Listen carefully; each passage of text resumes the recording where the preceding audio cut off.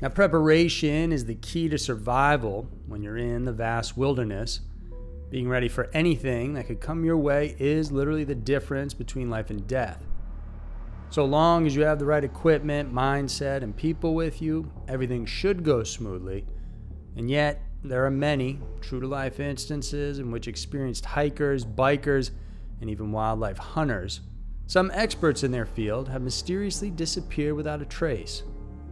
Thank you guys so much for tuning in today. Please hit those notifications and give us subscribe if you enjoy our content. Now, here are 5 cases of missing hunters who were never found. Number 5. Dale Banker. Dale Baker, a man from Denver, Colorado, was an outdoorsman who loved to hunt. An enthusiast, the 59-year-old made sure to procure all the necessary hunting licenses to operate in a particular area of western Grand County in Colorado. Needless to say, he definitely knew what he was doing and was pretty good at it, but in October of 2007, fellow hunters found his guns, camping equipment, and other personal items stashed inside his locked vehicle that was parked on Forest Service Road 103 in Chimney Rock, a heavily hunted area in western Grand County. The report of the guns was forwarded to the local office of the Colorado Division of Wildlife, now called Colorado Parks and Wildlife, who then conducted a quick investigation on the matter. Wildlife officers said that witnesses saw a man believed to be Banker sitting inside the truck on the afternoon of October 21st. Heavy snow fell that evening, and after that, he was never seen again. Records show that authorities made a thorough inspection of the vehicle, but they couldn't find any evidence of activity or fresh tracks in the snow surrounding it. Since they could only do so much, park officers then notified the sheriff's office about the incident. Aside from making a further sweep of the area, they also contacted his home in Denver, but no one was there to answer. They also reached out to several relatives and friends, but they couldn't tell anything substantial about what had happened to the now missing hunter. On October 28th, a week after the vehicle was found, the Grand County Search and Rescue, along with the sheriff's office, conducted a one-time manhunt operation. And even with the help of numerous search dogs, they couldn't find any single trace of Banker. Stumped with little information, the case eventually went cold, and in 2018, 11 years after the investigation occurred, police then received a report from 2 hunters that they had found personal items as well as a skull in a ranch near Carter Mountain, roughly 19 miles north of Kremlin, Colorado. The bones, and skull in particular, bore no signs of trauma, so they ruled out the possibility of foul play. Upon inquiries, they discovered that this property was owned by Banker, and authorities suspected that the human remains could have also belonged to the missing hunter, but they have yet to identify them. As this was, once again, an ongoing investigation, police couldn't fully disclose details of their findings. As of today, Dale Banker remains a person who is yet to be found. Theories are now circulating around the probability that the discovered skull could have something to do with Banker's disappearance. Was it him? And if not, then this could make things even more complicated. But as for now, we'll have to wait for the answers to be found. Number 4. Tom Messick. Tom Messick once served in the U.S. Army as a paratrooper with the 82nd Airborne Division.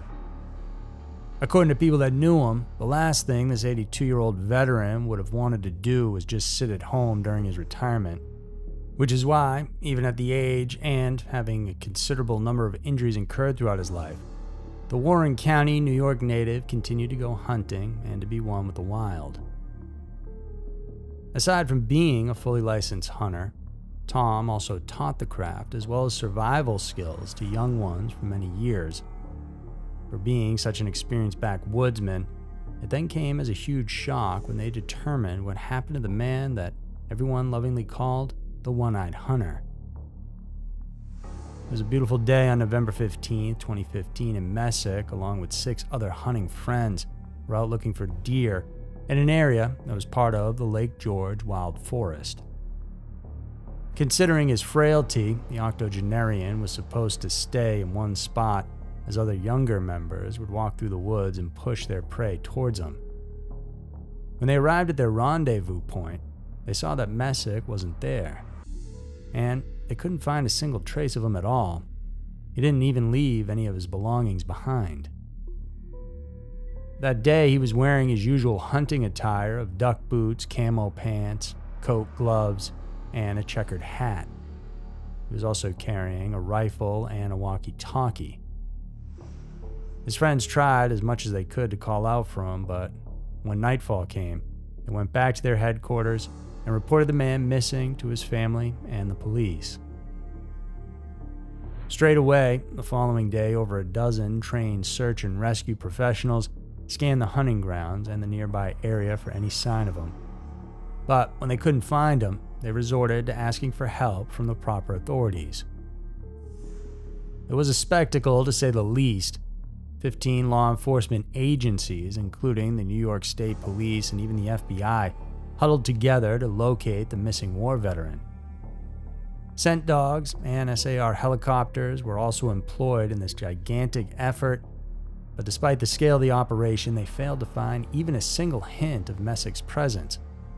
It was as if he had literally vanished out of thin air. Given his age, searchers were quite confident that he could not have gone too far, at least while on foot. Knowing the many caves, crevices, and other hazardous spots in the area, they suspected that he may have somehow fell down, but this was quickly ruled out when they couldn't find him in these locations. The FBI thought that there could be foul play involved, and the possibility of an abduction was also looked into. But then came the most fantastical, if not the most unnerving explanation as to why he actually disappeared. In a documentary where Messick's case was featured, one of the people who was there when he went missing said that they could hear strange noises emanating from the woods that day. When asked if they had told the authorities about this observation, they said that they had, but that their statements were just shrugged off. Ever since then, there have been many questions surrounding Messick's disappearance. Did he just simply lose his way, or was he kidnapped by a serial killer? Though illogical, many people couldn't help but consider the possibility that it might have been something paranormal in nature, given the strange sounds that the experienced hunters were hearing, as they said it was no animal that they knew of. As to what exactly it was, though, we all have yet to find any answers. Number 3. Eric Smith. You may have heard from other stories on our channel about people who were driven to begin a new life and decided to willfully disappear from the face of the earth on their own accord. But our person of interest in this story really had no reason to do that. His name was Eric Smith, and the 41-year-old was best remembered by everyone in Cedar Bluff, Virginia, as an extremely dedicated family man, loyal to his wife and daughters. As intense as his love for his family was, Smith was also known to be very hardworking. So much so that many times he never called in sick, even when he was over at Consol Energy, a coal energy company, and Buchanan County.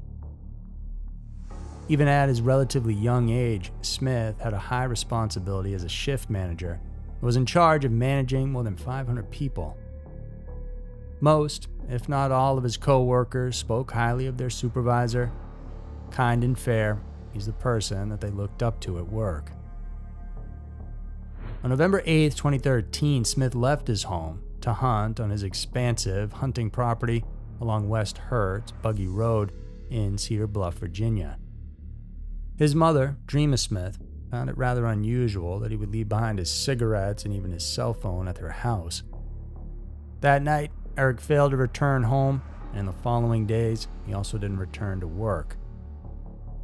His family and his neighbors as well were worried about his abrupt absence, and as such, police were called in to look into the matter. A search and rescue team was immediately dispatched to find the missing shift manager, but he was nowhere to be found.